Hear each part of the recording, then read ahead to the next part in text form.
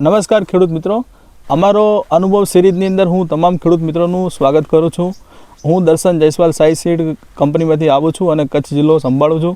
આજે આપણે એક એવા પ્રગતિશીલ ખેડૂતની ખેતરે સાઈ સીડ્સ કંપનીના સાઈ 33 દિવેલા વાવેલા છે, એમની મુલાકાત માટે આપણે આવ્યા છીએ. સાથે વેપારી મિત્ર પણ આપણી સાથે હાજરમાં છે. નમસ્કાર.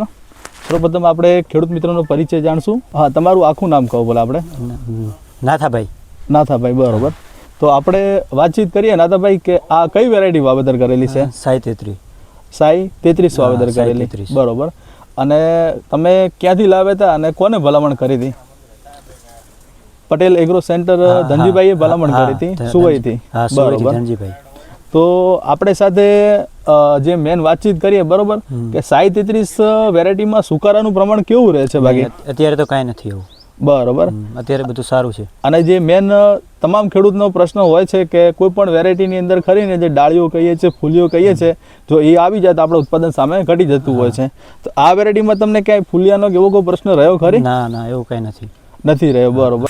તો ખેડૂત મિત્રો, આપણી સાથે બીજા ખેડૂત મિત્ર છે, બરોબર. આપણે એમનું પણ પરિચય લઈશું. નમસ્કાર, આપણું શું નામ છે ભલે? મારું નામ રમેશ ગિરી પ્રેમગર ગુસાઈ, ખેંગાર પર. હા, ખેંગાર પર.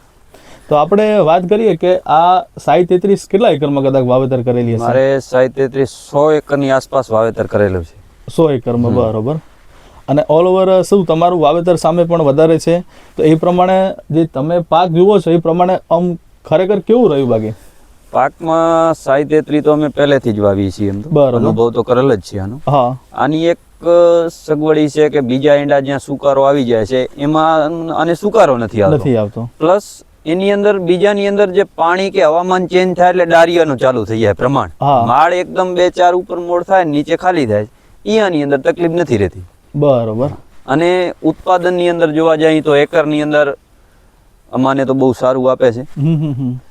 40-50 ની આસપાસ એકરે આગતરા ઈંડા હોય તો 50+ થઈ જાય છે, અને થોડું વાવેતર લેટ થયેલ હોય તો 40-50 ની વચ્ચે રહે છે, બરોબર. એટલે આપણે જે 40-50 મણ વાત કરીએ, જે કચ્છના 40 કિલો પ્રમાણે. હા, 40 કિલો પ્રમાણે, બરોબર. તો ખેડૂત મિત્રો, જે કચ્છના જે 40 કિલો ઉત્પાદન ચાલે છે મણ, એ પ્રમાણે જે 40 થી 50 મણનો ઉતારો આપે છે. તો બીજું કે આ ખરેખર શું ખેડૂતોને વાવેતર કરવું જોઈએ? વેરાયટી વાવેતર કરવું જોઈએ. અમે તો આની જ ભલામણ કરી છે, બરોબર. હા. ના, તમારો કિંમતી સમય આપ્યો એ બદલ ધન્યવાદ.